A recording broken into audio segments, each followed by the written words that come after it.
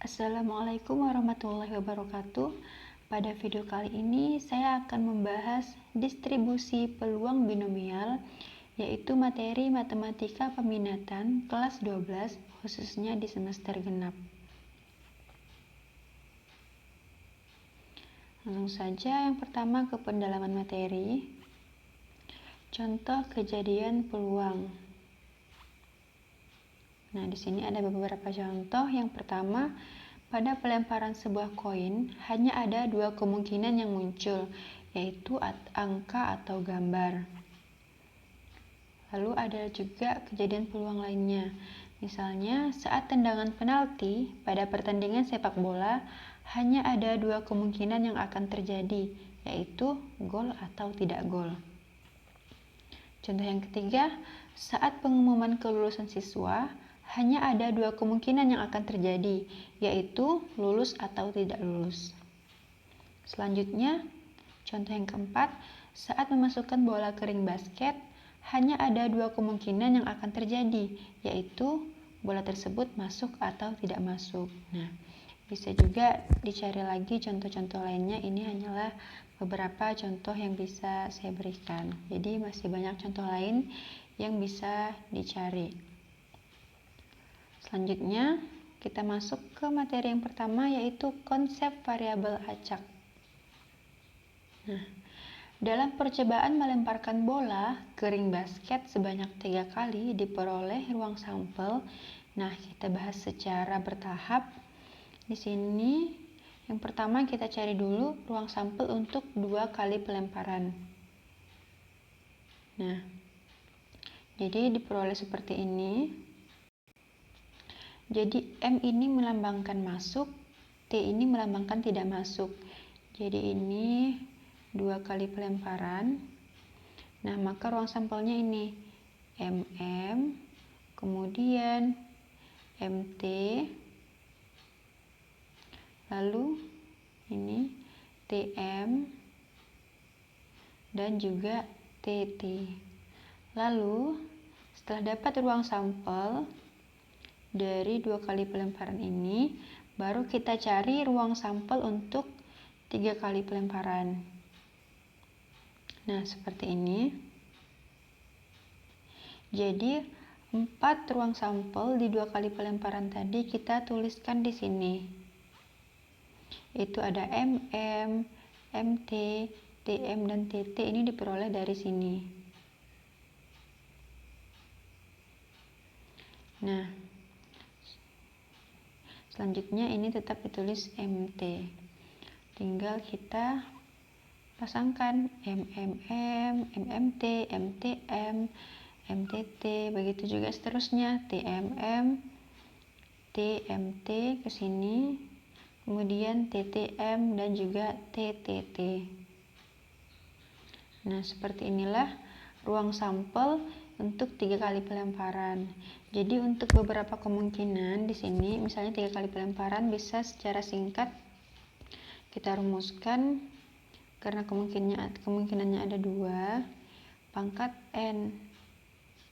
Jadi N ini adalah berapa banyak kejadian, atau kalau di sini itu banyak pelemparan bola ke ring basket.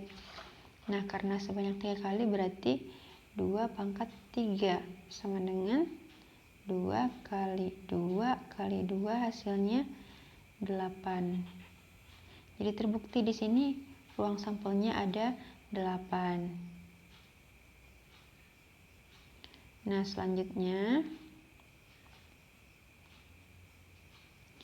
misalkan, kita misalkan lagi nih, X adalah banyak bola masuk ring basket. Jadi banyak bola masuk ring basket itu kita misalkan dengan X. Pada percobaan melempar bola sebanyak 3 kali, maka nilai X yang mungkin adalah 0, 1, 2, atau 3. Jadi maksudnya 0 ini tidak ada sama sekali bola yang masuk. Kemudian 1 ini ada 1 bola yang masuk, 2 ada 2 kali bola yang masuk, 3 ketiga-ketiganya bola masuk. Nah, kita lihat lagi penjelasannya. Nilai X sama dengan 0 jika terjadi, semua bola ini tidak ada yang masuk dalam 3 kali percobaan. Nih. Jadi semuanya TTT, jadi tidak masuk semua. Lanjut, yang kedua, nilai X sama dengan 1 jika terjadi, jika salah satu percobaannya bolanya masuk. Jadi di sini ada ini, yang 1M, kemudian ini MTT, TMT, dan juga TTM. Jadi hanya ada satu bola yang masuk. Ini nilai X-nya 1. Karena berdasarkan ini tadi, X-nya adalah banyak bola yang masuk ring. Bisa saja X-nya berubah, tergantung apa yang kita misalkan. Selanjutnya yang ketiga, nilai X sama dengan 2 jika terjadi, 2 kali bolanya masuk. Sini ada MMT, MTM, dan juga TMM. Nah, ini. Kemudian yang keempat, nilai X sama dengan 3 jika terjadi MMM. Jadi semuanya bolanya masuk. X sama dengan 3 berarti ketiga-tiganya bola itu masuk ke ring basket. Nah, selanjutnya kita perhatikan. Perhatikan nih bahwa nilai X ini memiliki nilai tidak tunggal. Kita tahu bahwa sesuatu yang memiliki nilai tidak tunggal disebut dengan variabel. Variabel dalam konsep variabel acak ini ada dua, yaitu variabel diskrit dan juga variabel kontinu. Apa itu variabel diskrit dan variabel kontinu? Variabel diskrit memiliki nilai-nilai yang dapat dihitung atau berhingga. Jadi nilai-nilainya masih bisa kita hitung, ada batasnya maksudnya. Kemudian kalau variabel kontinu memiliki nilai-nilai yang tidak bisa dihitung atau tak berhingga. Jadi nilainya sangat banyak sehingga tak terhingga.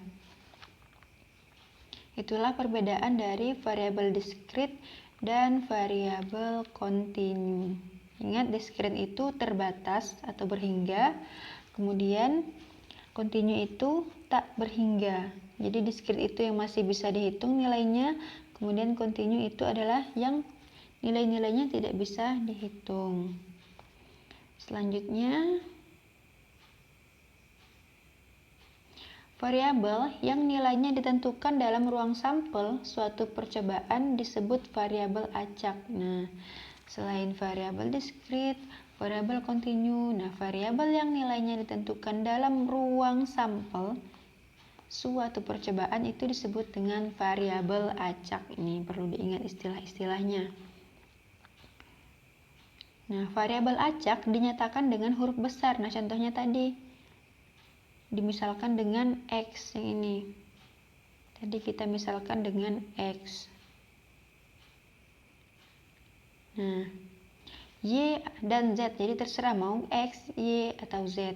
Sedangkan nilai variabel acaknya dinyatakan dengan huruf kecil. Misalnya ini X, Y, Z, jadi ini huruf besar untuk nama variabel acaknya. Kemudian untuk nilainya ini dilambangkan dengan huruf kecil.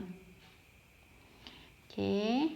Dengan demikian, nilai variabel acak X dinyatakan sebagai banyak bola masuk ring basket pada percobaan melempar bola sebanyak 3 kali adalah X sama dengan 0,1, 2,3. Jadi X sama dengan 0, 1, 2, 3.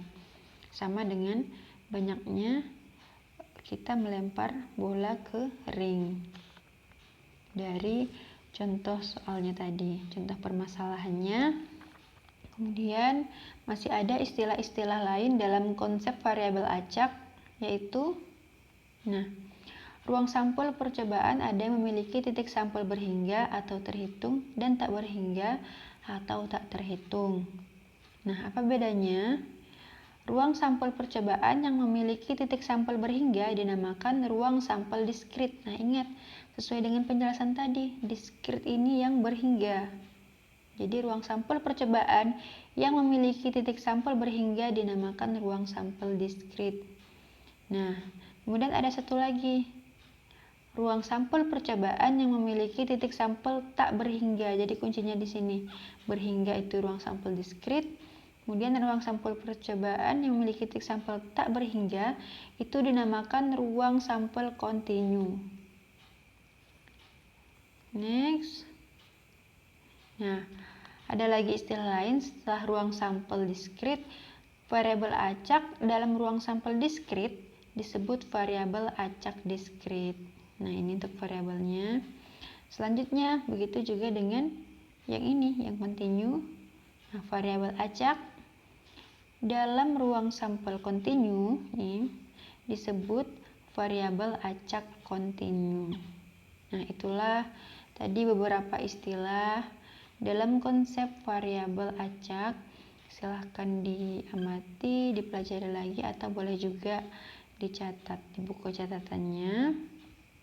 Sekian penjelasan pada hari ini. Untuk next video, insya Allah akan kita bahas distribusi peluang variabel acak diskrit. Nah, jangan lupa subscribe channel di atas angan dan aktifkan lonceng notifikasinya agar tidak ketinggalan video-video selanjutnya. Assalamualaikum warahmatullahi wabarakatuh.